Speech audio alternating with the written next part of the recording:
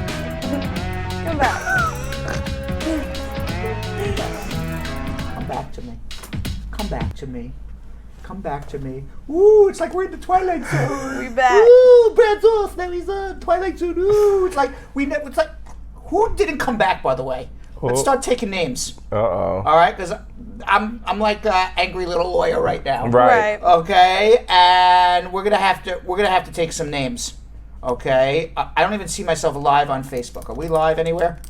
We are still. We should be. No, I don't see us. Yes, we are. No, we're not. Gremlins.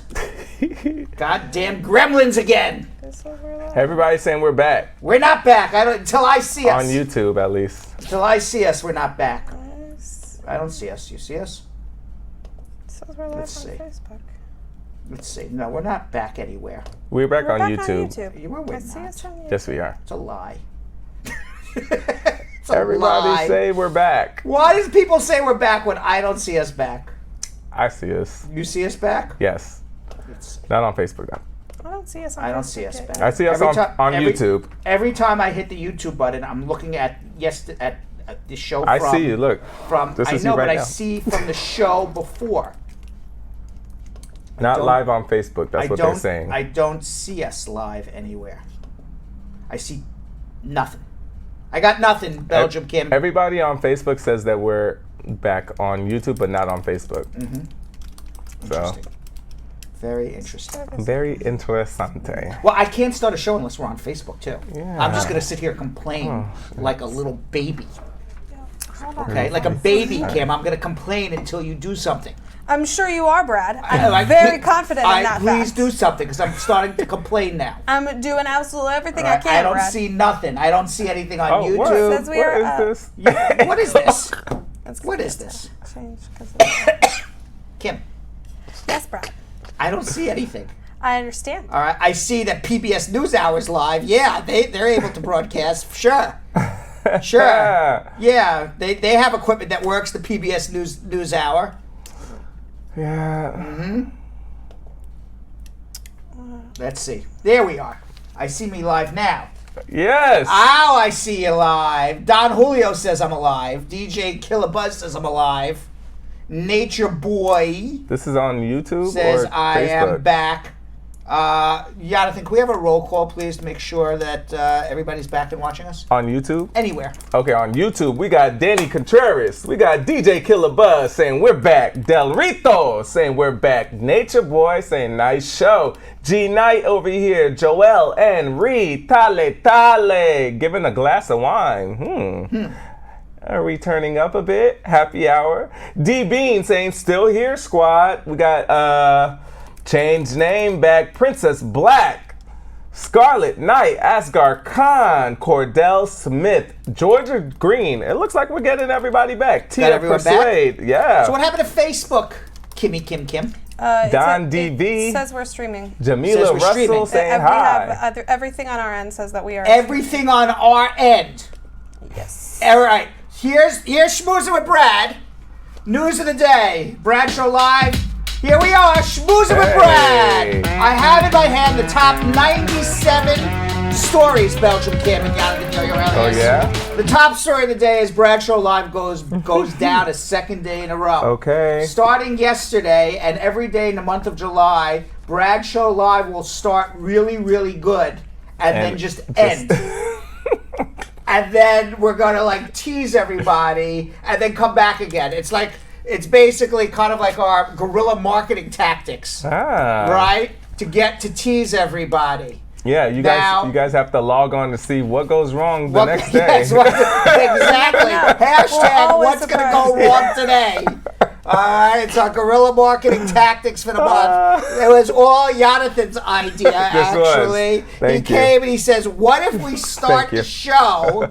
What if we start the show, get everybody all psyched for a really clean, great show? Yes. And then blow it every day. And then just blow it. Let's have a technological meltdown.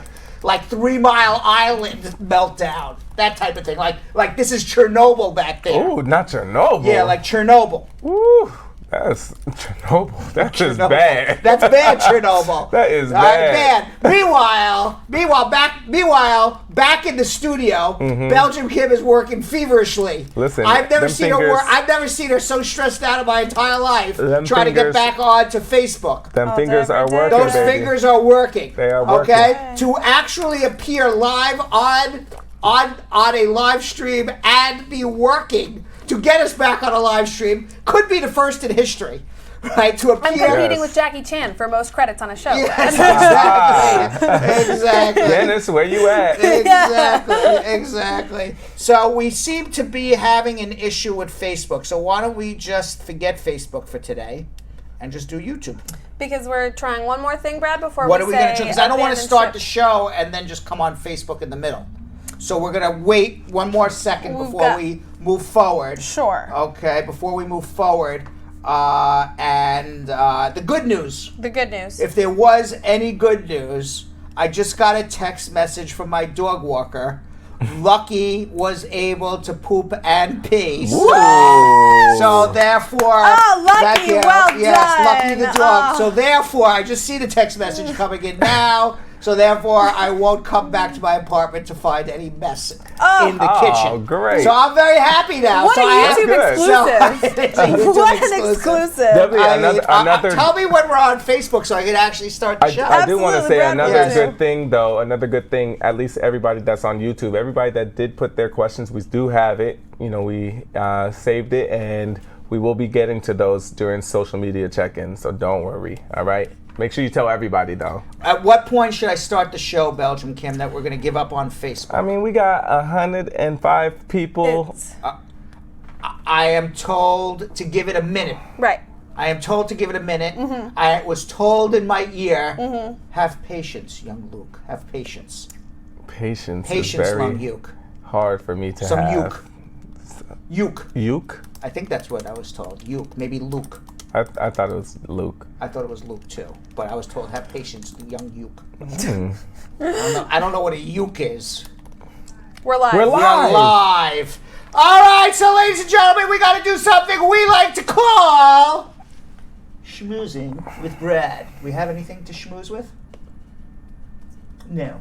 All right, there we are, schmoozing with Brad. Let's start a show, Belgium Kim and Yes. I have in my hand right here the top 97 stories of the day. Right. Okay, and we got to go through them fast now because it's already 6:30. I apologize for all our technological problems. Apparently, somebody doesn't want us to give out immigration information. Apparently. I'm not calling out names, but I could give a list of at least 20 people I know that would want this show off the air. Right. At least 20, maybe more. Right. I could too. I'm going to put Sam on it. Sleuth it out. Detective Sam. Yes. In the meantime, Iran has violated the nuclear deal. We got to go schmoozing quickly. I have a lot of news here. Right. Iran has violated the nuclear deal. They are producing more uranium than allowed under the deal signed by Barack Obama to keep Iran from gaining a nuclear weapon. Except for the fact that Donald Trump already violated the deal. So in contractual terms, there could only be one person who violates the contract. Right. Right. Okay? The United States already violated the contract. So there is no more contract. There is no more deal. So this is what's called fake news. Maybe they are enriching uranium, which they probably are. But in saying that Iran has violated the nuclear deal is a little bit like fake news-ish. Right. It's like Stretching it a little bit. Right, just a little bit, because the U.S. already violated it. So they are the one who breached the contract, the agreement. What is this going to mean? It is going to mean that there could be a war. What? There could be a war. There could be a war. Sheesh. There could be a war. I hope that That's doesn't. scary. I hope that doesn't come to fruition. Right. Since September 11th, we have now the 11th man to die in immigration custody on the border. Wow. He's a 30-year-old migrant from Honduras. He died after spending nearly a month in ICE custody. Right. His name is Yimi Alexis Balderramos-Torres, and it's the sixth death of a person while they were detained by ICE in the last few months. At least 11 people have died in federal immigration custody, including at Border Patrol stations and child migrant centers. He was found unresponsive in his dormitory on June 30th. It's just young people don't die like that. Right. Okay, this is the issue. Young people don't die. The only time young people die is when they don't get medical care or there is a serious accident. Right. Okay? You don't see, if you Google top 10 causes for deaths of people under the age of 30, it's not heart attack, it's not cancer, it's not, it's an accident or they weren't treated, or some sort of medical malpractice that they weren't treated for. Right. That's what's going on here. Now, BuzzFeed, which first reported the news of the death, said that that this man's son was with him at the time. He was deemed inadmissible to the United States and was told to return to Mexico, where he was told to go wait for his asylum case, but he was waiting in jail in America before he was returned. There's more than 15,000 migrants have been sent back to Mexico since March. And what happened was after he was sent back, he found another way in. According to an ICE statement, he entered the U.S. without authorization on May 27th, 10 days after first being encountered by Border Patrol, and was transferred into ICE custody on June 6th. And 2 weeks later, the man's dead. Wow. Disgusting. Meanwhile, on Facebook, there are a lot of bad groups out there. Yeah. Nazis and Ku Klux Klan groups. Here's another one to add to that group of fabulous people. The Secret Border Patrol Facebook group, where agents joke about migrant deaths and post sexist memes. Oh my God. Members of this secret Facebook group are current and former Border Patrol agents. They joke about immigrants' deaths, discuss throwing burritos at Latino members of Congress visiting a detention facility in Texas. Even in one exchange, group members responded with indifference and jokes to the post of a news story about a 16-year-old Guatemalan migrant who died in May while in custody at the Border Patrol station. Now, this group was created in 2016. Now, if it was like a couple of people, you'd say, okay, you know, got a couple of racist, disgusting Border Patrol agents. Right. This group covers 9,500 former and current Border Patrol agents. 10,000 Almost 10,000 Border Patrol agents belong to this group and think it's funny. That's disgusting. Now, several of the postings refer to the planned visits by members of the Congressional Hispanic Caucus, including Ocasio-Cortez, AOC. One member encouraged Border Patrol agents to hurl a burrito, quote, burrito at these bitches. Oh my God. Wow. Another, apparently a patrol supervisor, wrote, fuck these hoes. Wow. There should be no photo ops with these scumbuckets, said a third member. Now, of course, Border Patrol, the head of Border Patrol says we don't encourage any of this, and we're going to be looking into it. We treat everybody very fairly. Right. You know what's crazy? But for any other job, if your job finds that you're posting or like commenting sick things like that, they will fire you. HR will call you that person, right then and there. I'm going to tell you something. They would be fired out of this office before they could even blink an eye. Exactly. You know, don't let the door hit you on the ass on the way out. Yeah. You know, how are these people still working? That's the crazy thing. Like talking about, we'll look further into it. No, you don't have to. You don't have to look further. Every last person is out. Out. That's how you know. Like, for it to be 10,000 almost 10,000 Border Patrol. That's crazy. There, that means that they are hiring these type of people. That's what they're looking for. Not only that, but these are people who are applying for the job too. They say, you know what, I'm going to be a Border Patrol agent. I'm going to protect America from anybody who doesn't look like they came off the Mayflower in 1681. Wow. Disgusting. Meanwhile, agents are arming themselves for fear of riots in Texas migrant station because of the overcrowding and disgusting conditions that's going on there. An internal report said that during a May 7 tour, inspectors found that only 4 showers were available for 756 immigrants. More than half of these immigrants were being held outside with any roof on top of their head. What? Meanwhile, Border Patrol agents remained armed in holding areas, concerned that the migrants are going to start rioting. Right. A cell meant for a maximum of 35 people, as of last week, was holding 155 adult males with only one single toilet and one single sink.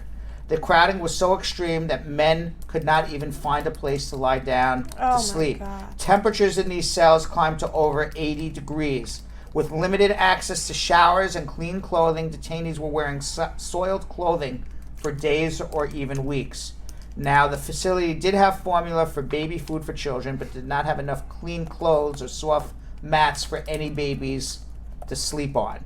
Medical concerns also mounted last month when agents reported taking sick migrants to a hospital 5 times a day, treating 75 people for lice in a single day, and trying to quarantine outbreaks of the flu, chickenpox, and scabies. Scabies. Yeah. This is why people are dying in custody, by the way. Yeah. Okay, this is why it's not because they're coming in. They're coming in sick. No. All right, it's inhumane. Under conditions like that, when people aren't allowed to shower for weeks at a time, that's the exact kind of breeding ground for disease that kills people. Yeah. Now, Jonathan, you've heard of the term "driving while black," right? What? You know what that is, right? You're aware of that? It. Yeah, have you driven while black? Absolutely. Yes. Every time I get behind the wheel. You're driving while black? Yeah. Yes, and you have problems sometimes? Absolutely. Okay, well now there's a new thing. Huh. Getting medical treatment while black. Get out of here. I'm not going to get out of here. This is my show. A black man says... And I pay the bills here. Huh? What? I pay the bills here. I ain't leaving. But I'm going to tell you this story. Uh-huh. All right? Now, there's a black man in Texas. His name is Shaquille Dukes. And he was arrested or charged with misdemeanor disorderly conduct after a security guard, this is him, after a security guard called the local police saying he was trying to steal medical equipment. Oh my God. Now, this was in Freeport, Texas. Now, he wrote on his Facebook page, this is what really happened. Right. I was admitted into the hospital for double pneumonia after receiving doctor's orders to walk around. I was stopped by an overzealous, racist security officer who claimed that I was trying to leave the hospital to sell the IV equipment that was in my arm. After a brief conversation... In my damn arm. Yes, in his arm. After a brief conversation, the guard called the police. I was advised that I was being arrested for attempted theft and of the IV equipment that was clearly attached to my arm. My brother was arrested and then me. My IV unit was removed on the sidewalk and it was not removed by a doctor. Wow. I told the sergeant I was being treated for pneumonia and asthma, and his words were, quote, "I don't care why you're here. You're going to jail." Wow. Oh my God. The man is at the hospital. Now he is in a same-sex relationship. So his boyfriend then started recording the encounter as Dukes was trying to explain to the security guard while they were taking a walk on doctor's orders. Now, according to Dukes, that's when the security guard called the police and told them, "I have 3 black males attempting to steal medical equipment from the hospital." Oh my God. Police arrested all 3 men. The What? boyfriend, the brother, and the man. Here he is right here. He's being taken away in his medical gown. In his medical gown. Now, the police arrested all 3, charging them with disorderly conduct. Oh my God. 2 of the men were also charged with resisting arrest. Now, while the officers were taking Dukes to the police department, he suffered an asthma attack on the way. God. And the officer withheld his inhaler for over 4 minutes. He was then transported back to the hospital for medical treatment. Of course. In handcuffs. What? Oh my God. Now, the Freeport Police Department said has retained an outside third-party investigator to gather the facts, interview all parties involved, and determine whether officers conducted themselves in adherence to department policies and guidelines. Now, I will say this. This is either one of 2. The most racist freaking police department in the history of the world, and every person there should be suspended, put on leave, not paid a penny. Yes. Or this is the biggest hoax in the history of the world. It's one or the other. Definitely. All right? It's one or the other, but here we have a video of the guy. I have a video of the guy being cuffed away. Right. So how is this a hoax?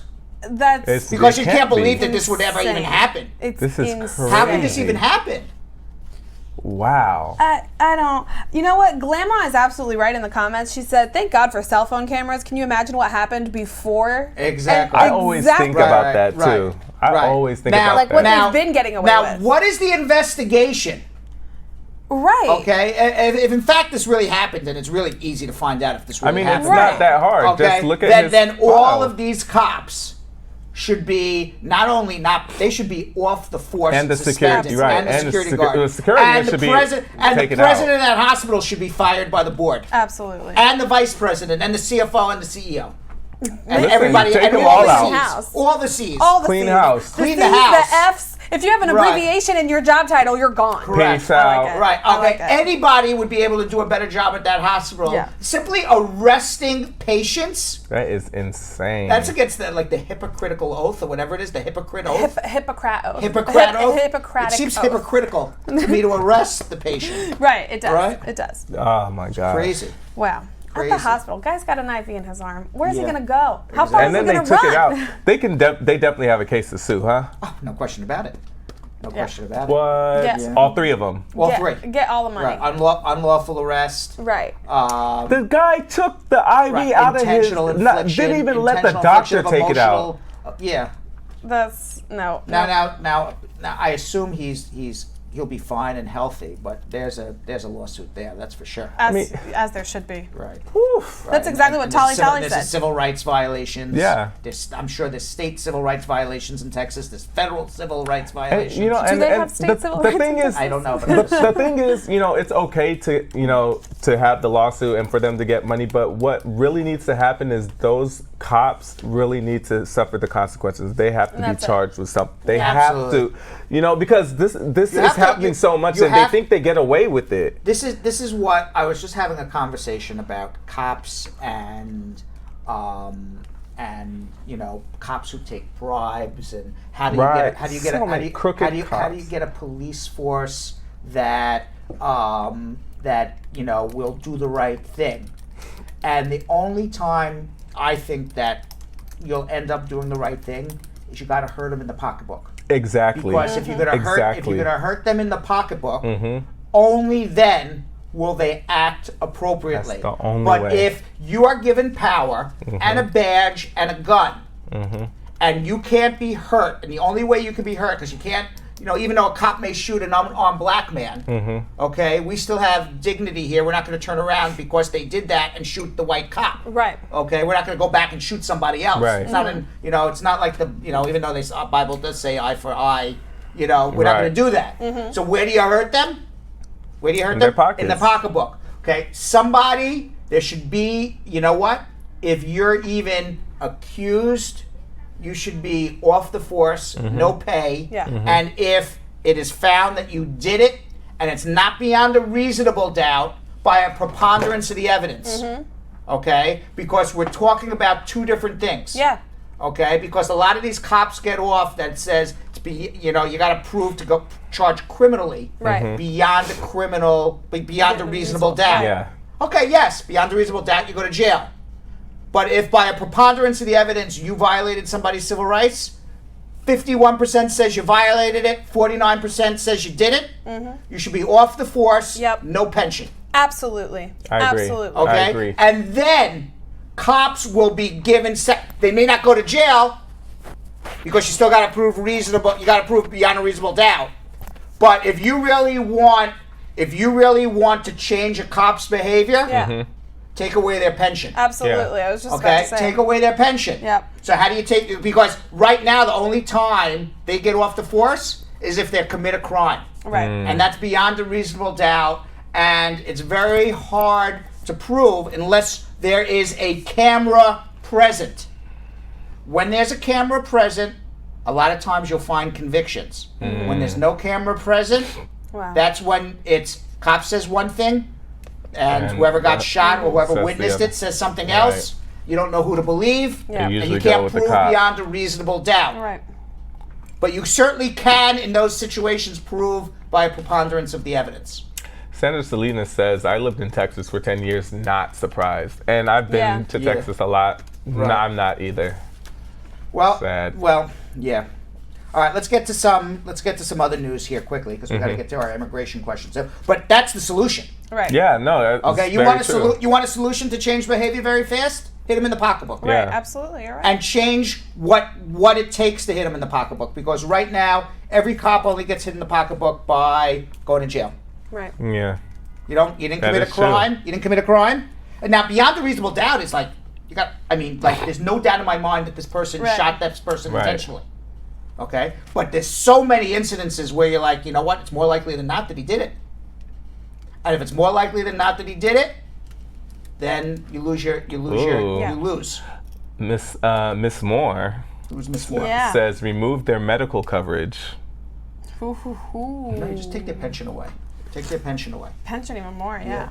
Meanwhile, we talked about Scooter Braun and Taylor Swift yesterday. She's very upset. Oh, girl.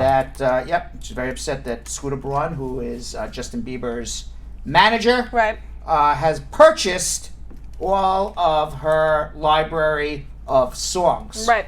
And she says she never got a chance to do it. Right. Now, news reports today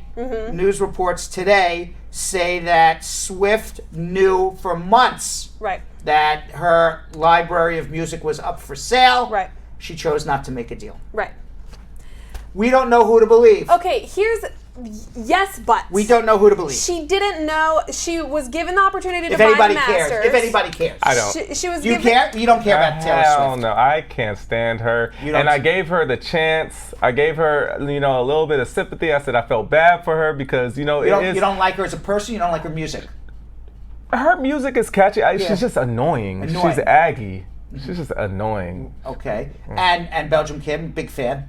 No, I'm not. I don't know. There's a rumor that has started that because I watch one Taylor Swift documentary, I'm a huge fan. How many hours was the documentary? Like 90 minutes.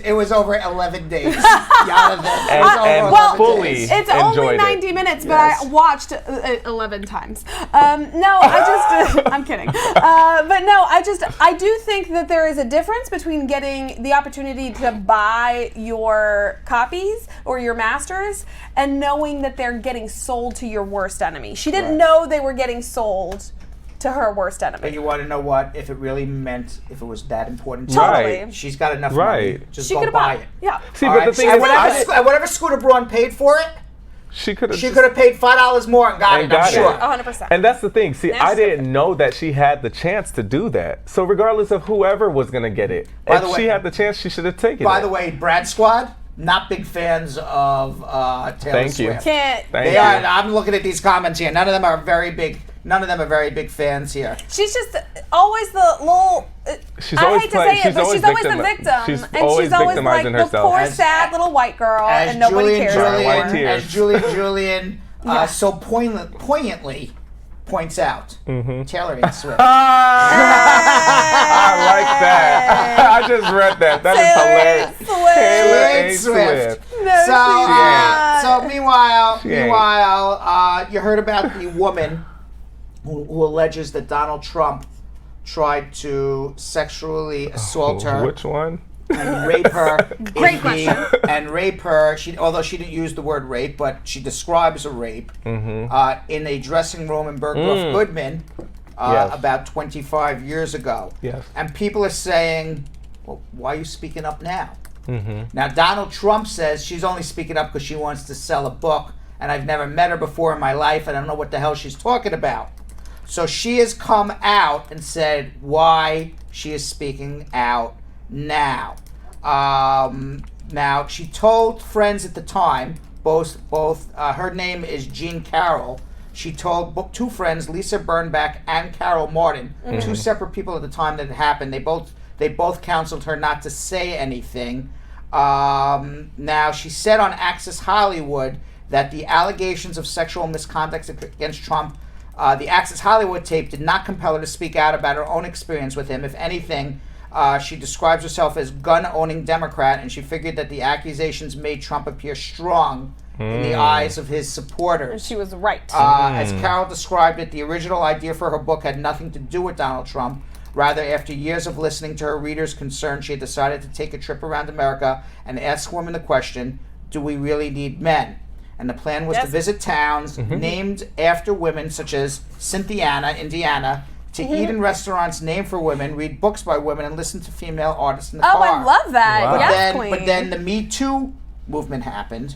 The news of allegations against Harvey Weinstein broke as she was driving through Pennsylvania in the fall of 2017 and forced her to rethink of the men in her own life who wronged her. And in addition to Trump, the list includes the former CBS chief executive Les Moonves, who she said groped her in a hotel elevator when she was interviewed him for a 1997 Esquire story, a childhood camp friend who sexually assaulted her as a young girl, and her second husband, the television personality John Johnson, who she described as physically abusive. Yikes. God. Now, other confidants provided some corroboration of Carol's claims. Nancy Haas, a writer for the Times Tea magazine, said that in the late 1990s, Miss Carol mentioned having been groped by Mr. Moonves, but didn't go into detail. And she says that she is the anti-victim, and she can't bear any sort of pity. Now, nobody actually saw Donald Trump do this. Right. She did say to her friends it did happen at the time. Right. What do you think? My thing is, who the hell cares if she did not say it then or she says it now? It's her story to tell. She doesn't have to say it when everybody else is saying. When she's ready to say it, then she's ready to say it. You can't tell a woman, oh, you should feel confident enough to come out and say that somebody sexually harassed her. But you have to understand that her whole life is going to change because of this. You know, you have to be ready for that. Right. Very well said. Yeah. And I happen to agree with you. Yeah. Right. You can't tell a woman like when she should be ready to come out. There's a lot of, by the way, there's a lot of controversy in the news today. There's more. Yeah. There are. I don't think that there's a woman in the world who would subject herself to what she is going to have to subject herself through whenever she accuses any high-profile person at all of rape or assault in any way. Woman or man. I would just say there's so many women that have come out against Donald Trump. Yeah. That I find his defense, she's not my type. Come on. Not to be very believable. No. Because rape has nothing to do with type or attraction. Yes. It just happens to do with I'm a powerful man power. and I can have my power over you when I feel like it.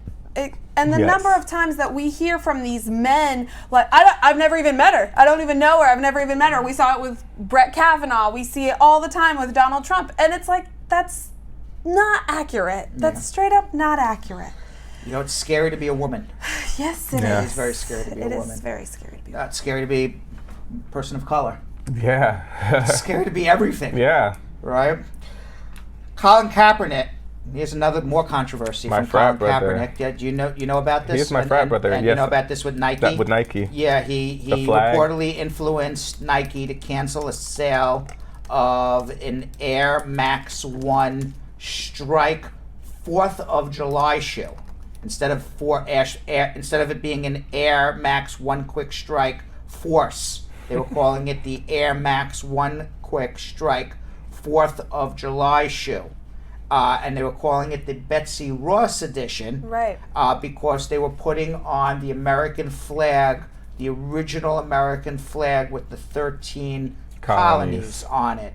Now the shoe was red, white, and blue, and featured on the back the original American flag that was knitted by Betsy Ross in Philadelphia. It had the 13 stars in a circle and 13 alternating red and white stripes, and that was the original flag of the United States of America. And Kaepernick reached out to Nike, noting that the original flag carried a connection to an era of slavery, and that the flag has also been adopted for use by some extremist groups in America. Absolutely. Which is Kaepernick true. declined comment to reporters, but Nike confirmed the older version of flag was the reason for the cancellation. Yeah. Now the shoes are back on sale. Oh, really? But they are not on sale with. Are they on sale with the flag? So a couple of them have leaked because they had already been sent to manufacturers. So they're being sold only a few for like $2,500. $2,000 on StockX.com. Now, what do you think? You agree? I totally agree. Yeah. I mean, that's what it represents. It represents an era of slavery, and you know. What? I never knew that I'm telling you the truth. The first I ever heard in my entire life, and I feel like I'm a pretty socially with it person. I never heard that the Betsy Ross flag represented an era in slavery. I'm not saying it doesn't. I'm just saying it's the first I've ever heard of this. Well, I mean, it's. I think it's the timing Right. of, and you know what Betsy the Ross 13 colonies. Because Betsy Ross lived in Philadelphia. She didn't own any slaves. I actually visited the Betsy Ross house. She lived in a small home in Philadelphia, and she didn't live on a slave plantation anyway. She had nothing to do with slaves. Yeah, but when that Now, flag was out, when that flag was we out, did not have freedom You had like freedom that. in parts of the United States, Right. but not others. And I can understand from Nike, they don't want to offend anybody. Especially Right. with Why would a brand they- like why- Nike why- that right. is always Correct. so inclusive. Right. you know? Why would they ever want to offend anybody? Right. I'm just saying I never realized, and I got to actually look more into this. I don't know whether extremist groups take that flag as something, Well- and that flag has been co-opted. But I never heard. I'm telling you the truth. Right, I right, never right. heard in my entire life that the Betsy Ross flag has some sort of relationship to slavery. But It's the this first is time I but this heard is of the it. thing. You have to also understand. So we know that Nike did not mean to offend when making this. But what it is the consumers that are going to be buying these is going to be mostly people who agreed with slavery or are buying it because of that. Right. So it's more so. I think that's what he just wanted to put out there. Because the consumer, they're gonna relate it to that. I don't know. By the way, I'm just looking at the comments. I just tell you how I feel as I feel along, and people know exactly where I stand on everything. You may not always agree with me, but I don't know. Raphael Prezzetti says, "Come on, Brad, don't be so biased. It's obvious." I don't even know I'm biased against what. What does he say? I'm not Raphael. So. I don't know what he means by bias. I'm biased against what? I just said I never heard that the Betsy Ross flag had anything to do with slavery. I said I got to look into it more. Yeah, I mean, Just because Colin Kaepernick says it, I'm okay. Right. Accept it, and Nike certainly doesn't want to, doesn't want to offend anybody, and I don't blame them for not wanting to offend anybody. I'm just saying, as somebody who was born in the United States of America, and maybe I'm obviously a white attorney. I'm not a black guy, but I never heard throughout my 50 years that there was some relationship between the two. I will say I understand why a flag that was our country's flag during a time in which we had slavery, it's an easy link to make that therefore that flag also stands for the country that was at that time. However, I do think it's a slippery kind of slope to make because there's tons of icons and of things that we celebrate from the 1700s and 1800s that were also happening in a time where we had slavery, and we still celebrate those. The eagle, the bald eagle, is still our state bird, and that was probably chosen when there was slavery. And by the way, Kimberly Van Wheelen says she wouldn't buy it either. So lots of people wouldn't buy it. I can't blame you if you feel offended by it. I wouldn't buy it either. I just didn't know. I'm just saying I never realized there was an offense to it. I'm gonna look into it. Well, the thing is, so you see, the Ku Klux Klan. So I'm reading up a lot about it as well. Right. So the Ku Klux Klan They tried to co-opt that flag. Yes, because when they were recruiting new followers in New York, they were using the Confederate flag and the Betsy Ross flag. Okay. So it has. By the way, the Ku Klux Klan, they hate me just as much as you. Oh, child, listen. Okay, we are the same. We are brothers. I don't know which to bullet. them. I don't know which bullet comes to you or to me first. Okay, so, listen. They will hope that it will split. Exactly. So I'm on their target list too. I never realized it was an offensive thing that was co-opted by and then with maybe, like the ball. Maybe I understand. Parts of America were slave states, and they were using that flag. And that goes back to a time when, at least in parts of America, slavery was accepted. Yeah, and it just sucks to know that something that could be taken the wrong way, they're making so much money off of it, and knowing that your ancestors just were suffering during that time when it was made, and now a whole other group is still using it to represent that. So I could see where it could be a slippery slope. And by the way, Jessica Galimi kind of makes your point too, saying to make matters worse, I can't even afford it. Okay, right. Listen, that's the actual truthy news. $2,500. Right. Not even $2,500. If they would have been just regular on sale, it still would have probably been like $200 for the pair of sneakers, which is still outrageous. And I'm just happy he did it because there's a whole new generation that doesn't know about that. So you would have all these kids over here representing that and not even knowing what they're spending their money on. All right. Well, I couldn't get to the rest of the news today because it's almost 7 o'clock. We haven't even got into immigration questions yet. Tell everybody that I'm going to be answering their immigration questions now because that's what really people want to hear. Belgium, Kim, and Jonathan, yo. Absolutely, family. The very first thing that we're going to do after we answer your immigration questions, the very first thing that we need you to do right now is make sure that you have followed our page and liked us on Facebook. Because if you don't, and if you haven't clicked that little bell, you won't know when we go live. And you never know, we might go live at weird and awkward times. Also, make sure that you are an official member of the Brad Squad. If you're watching us and you love us, you're a member of the Brad Squad, but it's not official until you've joined the Brad Show Live, Brad Squad group on Facebook. We're going to drop the link in the comments right this second. I'm going to keep bobbing my head real crazy like because my earrings move real cool. They're real cool. Thanks. Studio 54. Make sure that you are, right? It's good stuff. It's good stuff. I'm rocking the tassels today. I love it. Make sure that you have, make sure that you are sharing our show. It is one of the easiest, simplest, best things that you can do for us, family.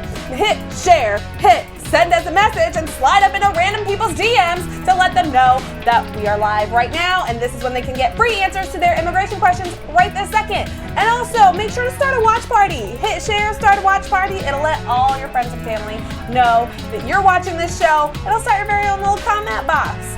Make sure that you've liked and smiled and all that at us, and make sure that you are interacting with us in these comments because you know these calls get crazy.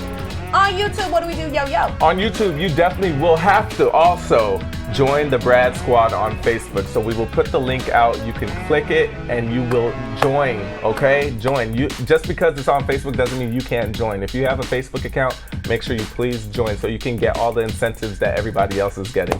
Now, we also need you guys to share. So how you share is just copy the link, send it into anybody's WhatsApp, group me, text message blast, or you could even send it straight out to your social media. But just like you saw that graphic do, we have to make sure that you subscribe so you can make sure you find out whenever we're doing a pop-up. When you subscribe and press that little bell for your notifications, you will know when we're going to come up because we're going to start doing pop-ups every Friday this summer, did we say? Correct. Woo, all summer, and it's going to be themed. All themed and decked out for you guys. We haven't come up with a theory. You know, it's very interesting. I'm just reading the comments here as you were. A lot of people are saying that we didn't even really talk about is the expense of those sneakers, $2,000 for sneakers, and people would go out who may not even have that money and just want to go buy it, like, you know, the Yeezys that are like $800, $900 or $1,000, whatever they are, and not be able to put food on the table for their kids. I'm seeing a lot of those comments as well. Yeah. It's a lot of money too. I don't know if they would have been 25 or 2,000 if they didn't, take back so many. I think they're just trying to make their money back, honestly, because they lost out a lot on a lot of money. Nothing sneaks out by accident. Yeah. Okay, so true. they may have said, you know what, we got to get our design money back or something. That's what I'm saying. And we're gonna leak out like 100 of them, and we'll make 100 grand. Because you could easily get that from. There's so many rich people in the world that buy dumb stuff like that. That doesn't even look like some shoes that should cost $2,000. No, they're not. Those are more If anything, no one's gonna walk around with shoes that could have some sort of racist connotation. Who's gonna buy that after though? What are you investing? I don't know. Who's gonna wear them? Right here, look at my racist shoes. Right. Especially now. Right, and trust me, those guys in the Ku Klux Klan, if they had money, they wouldn't be in the Ku Klux Klan. Exactly. They're not buying it. They're not buying it. They're not buying Air Maxes. So let's do something. Immigration questions. All of that. Call right now.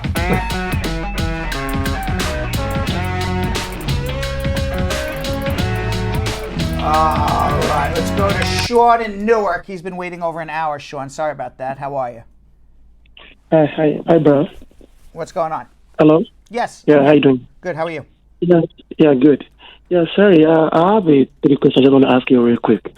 Number one, I know VAWA took like 14 or 18 months or 22 months before it get approved. Right. But the date, where is it going to come from?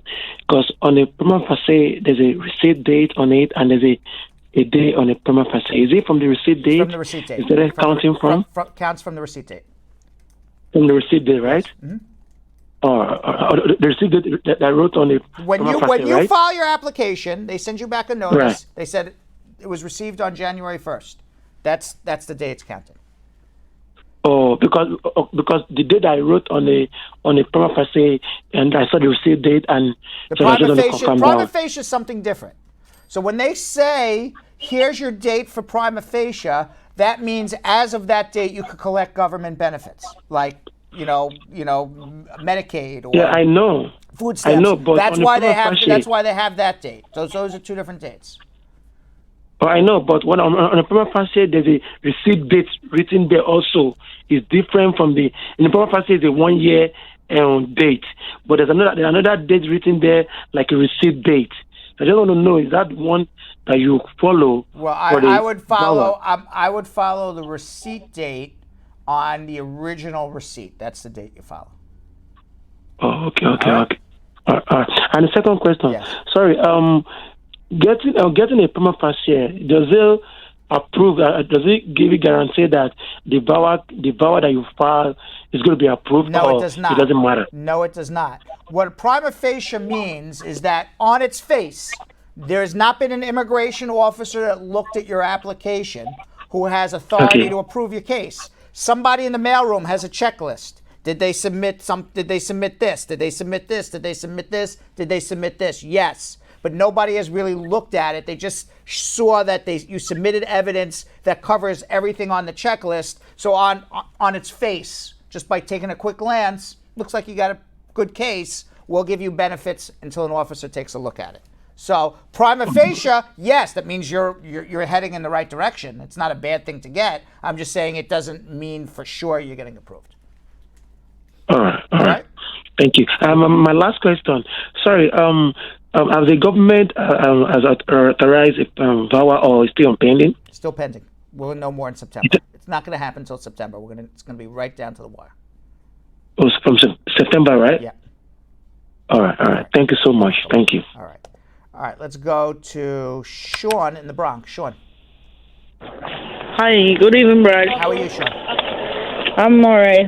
How are you doing? Fabulous. What's going on? Hello? Let me hear, Sean. What's going on? Yeah. Actually, I sent in my renewal of a work permit. Mm-hmm. My work permit gonna be up in this month, the 25th. So I do that renewal last month, which is the 17th. They receive it June the 20th. They mailed me back out the 27th a rejection notice saying that the payment, the amount payment is incorrect. Which in a way I go online and the payment was $380 for the renewal, and I sent in $380. Yeah, but you forgot the biometric fee. The biometric. Yeah. Okay. So now I'm gonna send it in back. So all I need to do is send in. Is it 410 plus the biometric?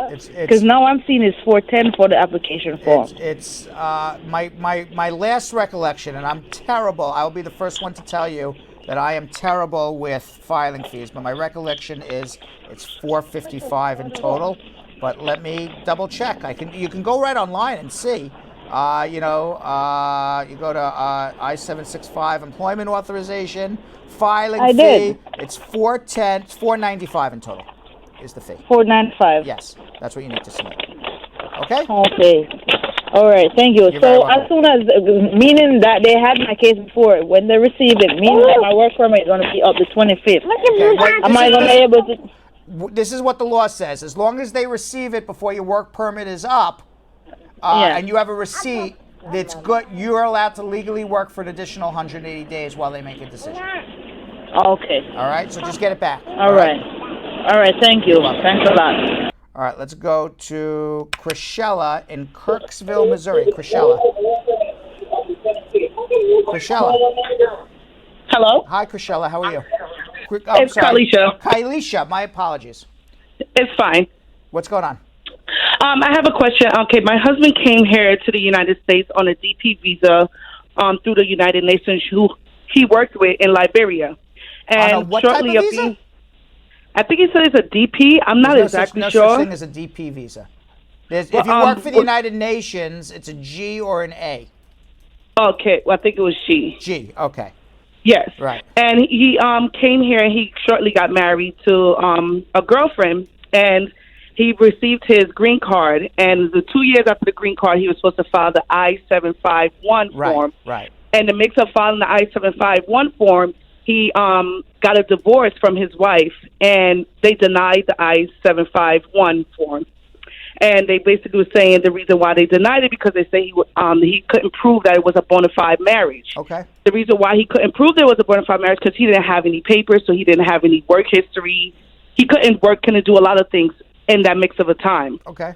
So, and that happened almost 4 years ago when they gave him the denial letter, and the lawyers advised him to wait for a hearing letter, and there was no hearing letter because he was supposed to reply in 30 days stating why there was wrong about denying the form.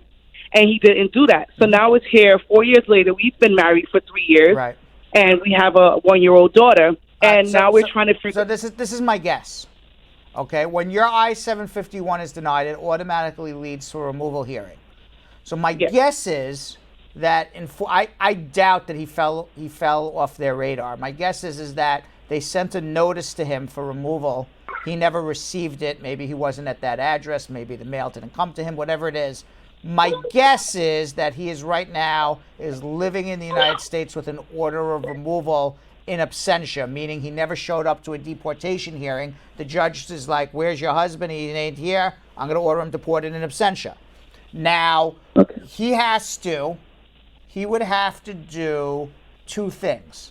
Number one, file an I-130 visa petition by you, prove you're in a bona fide marriage, which I assume you'll be able to do because you got a kid together. Yes, we have everything together. But also prove, just because you weren't able to prove that your marriage is bona fide doesn't logically mean the conclusion is it's a business marriage. Okay? Government has to be able to present evidence that your husband was in a business marriage in order to prevent your visa petition from getting approved. So he would have to, if the government says something, we believe you're in a business marriage, he would just have to be able to rebut that with something. Okay? Okay. Now, with that all being said, with an order of deportation, he simultaneously has to make a motion to reopen his case based on that, he wasn't given proper notice of when and where to show up. If in fact he was ordered removed, which is my guess, I don't know for sure. We have to double check. Yeah, when we look on the website, it said it's at a local office back in March of 2018, which we haven't lived at an address for a while. So I'm thinking they sent a notice to a different address. You don't look on the website. There's actually a telephone number to call to find out if you're in removal. Okay. Yeah, we call the telephone number, and they said there's nothing there. Okay, well, if there's nothing there, then he dodged a bullet, and you should file an adjustment immediately. Now, an adjustment is the I-30? I-130, I-45. I wouldn't do that if I were you. I would confirm with me or a really good lawyer that he's not been... Well, we're actually waiting we have a consultation next week, Friday, with your office. Okay, so perfect. we're definitely following up with you guys. All right, so let's do that and confirm, and then I hope, I pray for the both of you, he wasn't put in removal, because if that is, makes your case a lot easier. If he was ordered, removed in absentia, we got to reopen the case as well, so hopefully that's not the case. All right, but hold on 1 second, all right? And then we'll just confirm your appointment. All right, let's go to Vashu in Guyana. Vashu. Hi. Hi, hello, Vashu. good evening. How are you? I'm okay, and how are you? Wonderful. What's going on? Well, my mom is on F4 sponsor in 2006, and it is current, and we have already finished sending in our documents to the NVC through the SEAC and so, and we are currently waiting on them to finish reviewing everything. Well, my question is that my dad entered the U.S. in 1991, and the immigration sent him back the same day. He only stayed for a couple of hours. Why did they send him back? Pardon? Why did they send him back? I guess because his visa was some sort of fraudulent visa, not a legit visa. Yeah, he was never barred or anything, and he never tried to enter again. Yes, he was barred. Pardon? He was barred. He was sent home. Of course he was barred.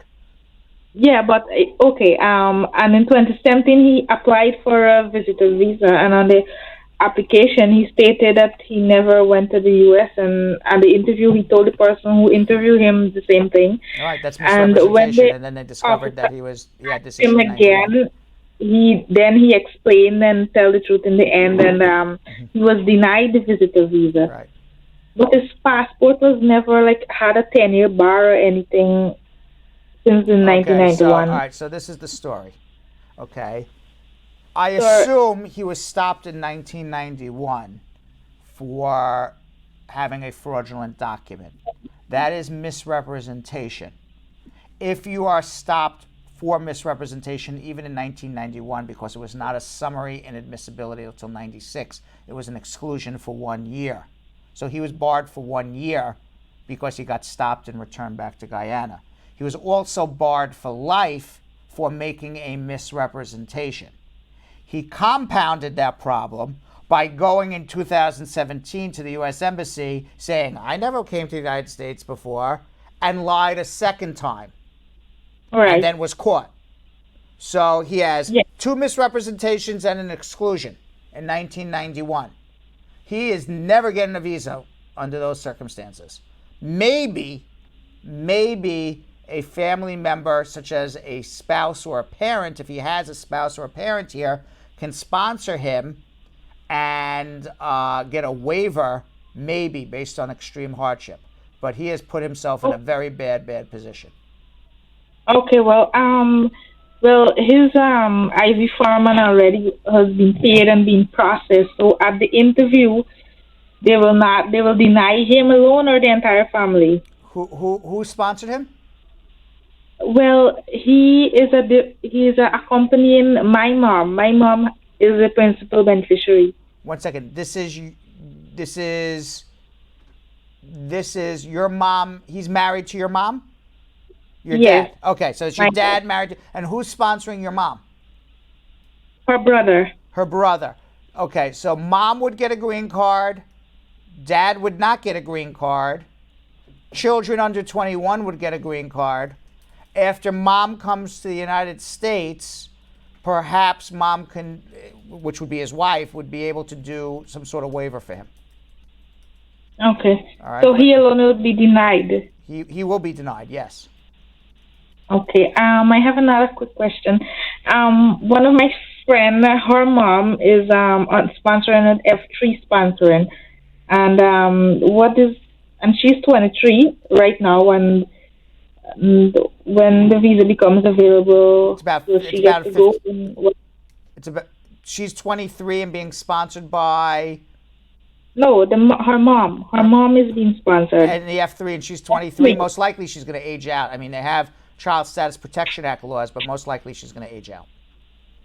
So right now, what the F3 is about, how far are they, or how long more will they have to wait? I don't know. When did they get filed?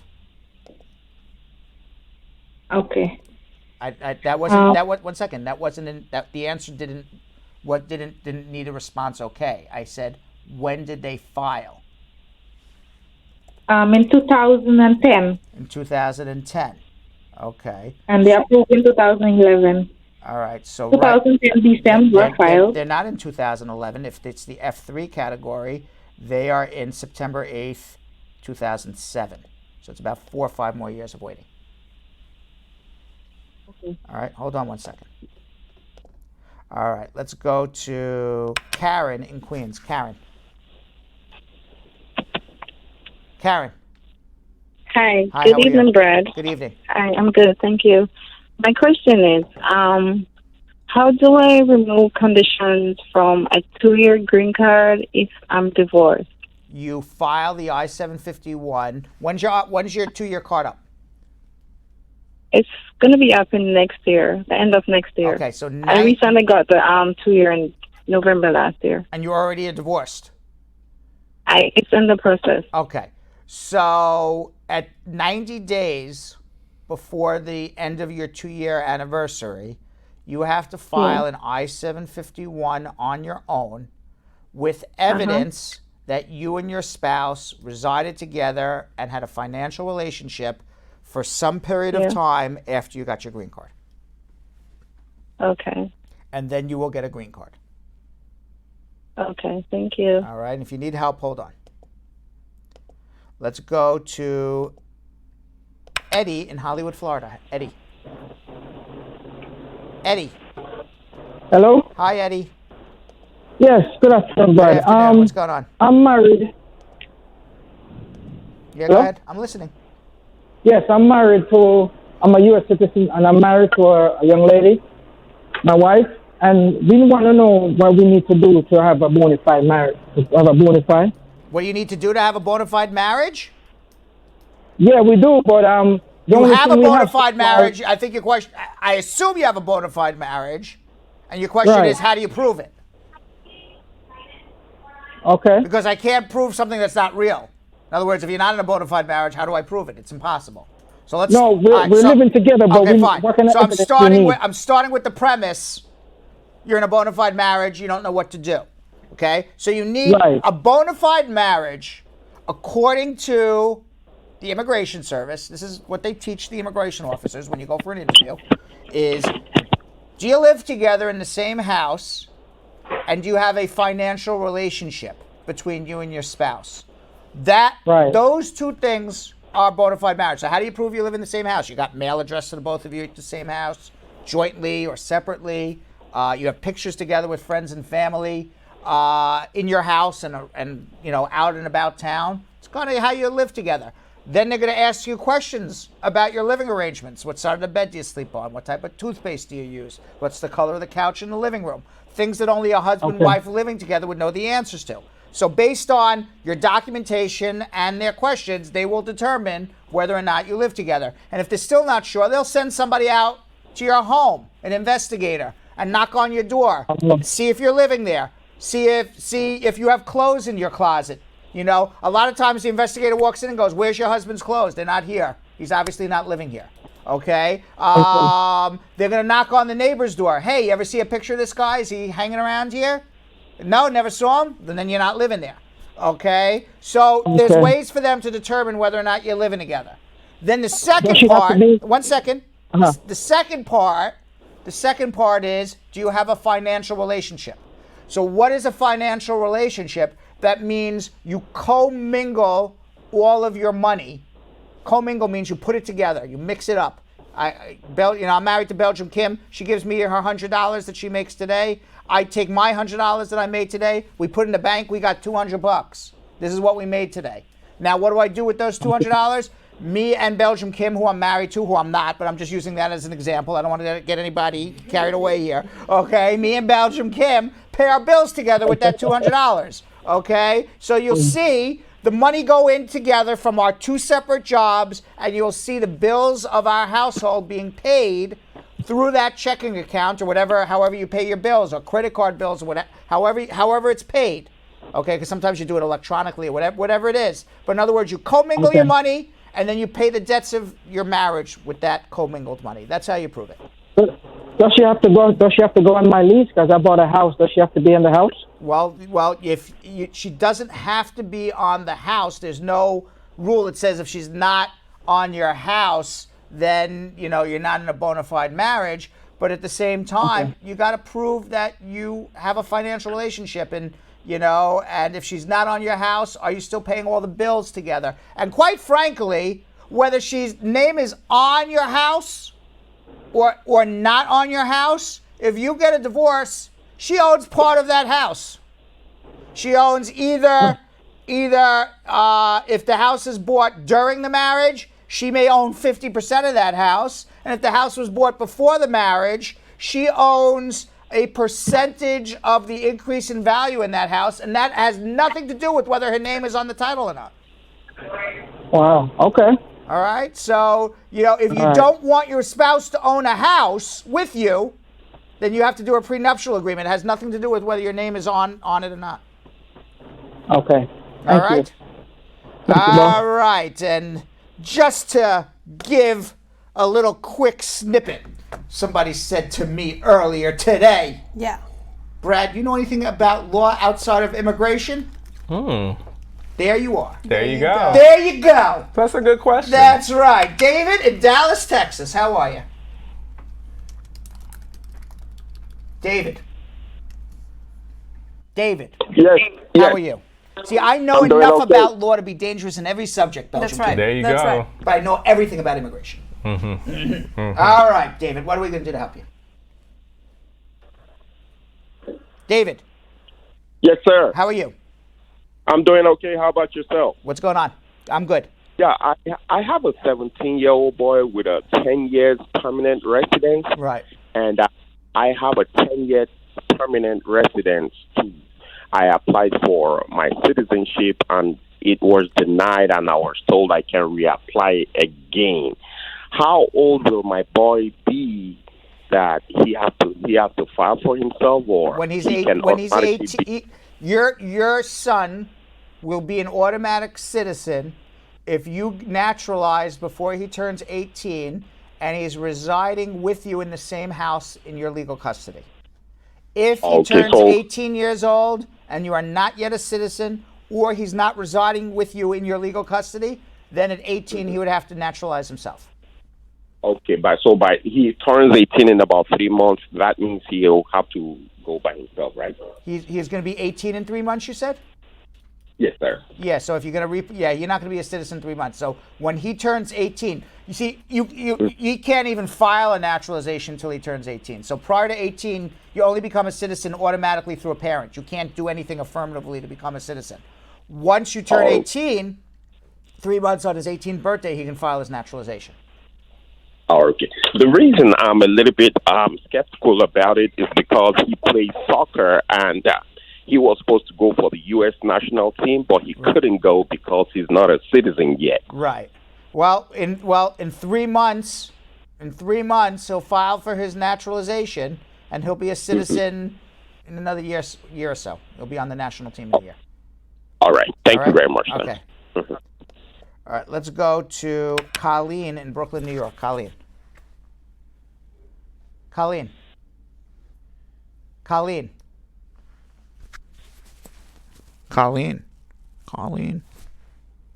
Oh, she waited so long. Poor Colleen. Let's go to Yvonne in Ferndale, Washington. Yvonne. Hi, good afternoon. How you doing? Hi, Brad. Okay, I have a friend of mine wanted to know a little bit about the good conduct certificate. Okay, you know anything about that? Yeah, I know a lot about a certificate of good conduct. Can you explain? What is it for? I don't know. She just asked me to ask you about it, so I don't know what it's all about. Well, it depends what you're doing it for. A lot of times you need it. Like generally, you're getting a certificate of good conduct for one of two types of cases. One case would be if you're filing a VAWA application, you have to get a certificate of good conduct for every place that you have lived over the age of 16 for more than 6 months. And that means you going to that police department in that jurisdiction, submitting your fingerprints, and they submit back to you that you have no record in this jurisdiction. Okay. Now, sometimes a certificate of good conduct you have to get when you're applying for an immigrant visa, which is a green card at a U.S. embassy in another country.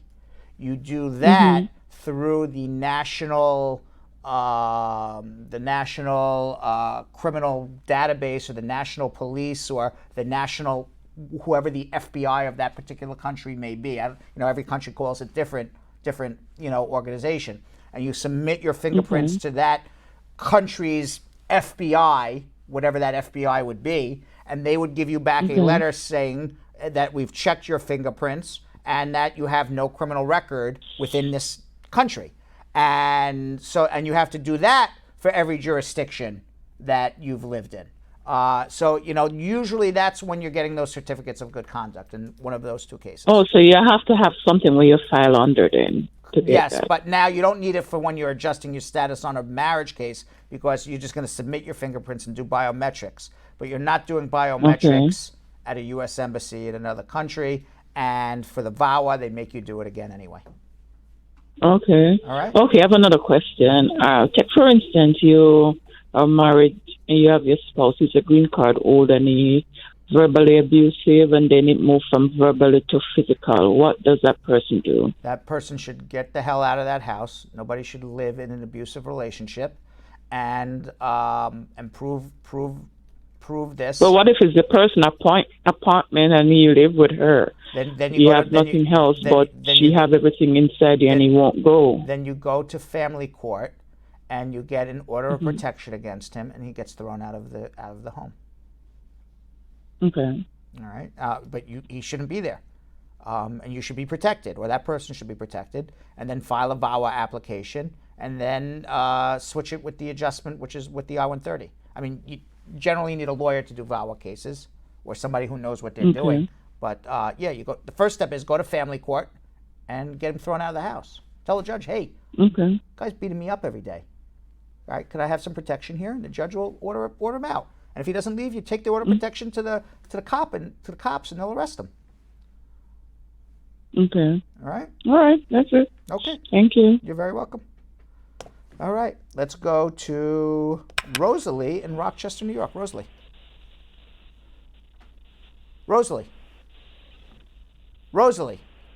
We're going way overtime today, by the way, guys. Way overtime.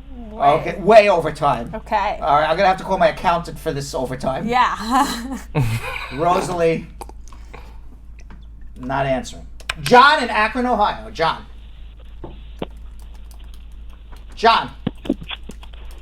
Hello. Hi, John. How are you?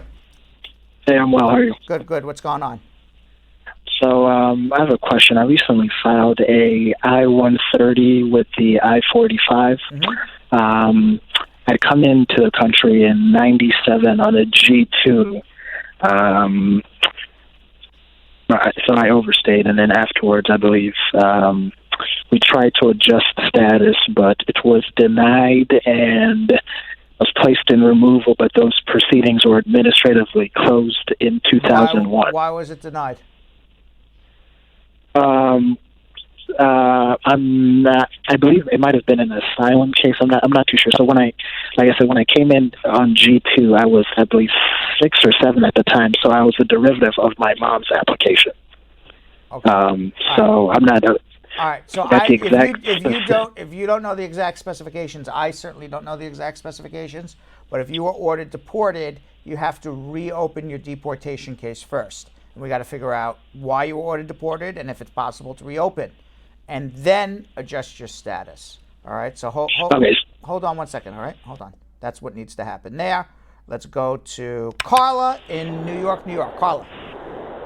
Hey, Brad. How good are you? evening. What's going on? I'm good. I'm not even hearing you so clearly. I'm sorry. Sam, take a step to the right.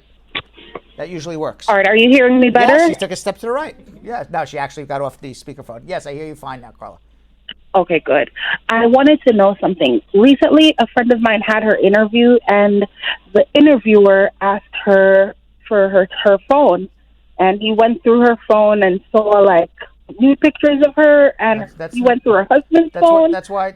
I'm a client of yours. I just wanted to know That's why you have a lawyer there, because they don't have no right to look at your phone. Because that's like out of the way. They don't have a right to look at your phone. But if you say, "Here's my phone," well, then you just gave up your rights to that. Right. They asked me that in my interview. There are plenty of ways to prove. If they were asking it in your interview, and I'm there as your attorney, I would tell the officer respectfully, you don't have a right to look at her phone. That's private, and there are plenty of ways. There are plenty of ways to prove that it is a bona fide marriage, other than looking through at your phone.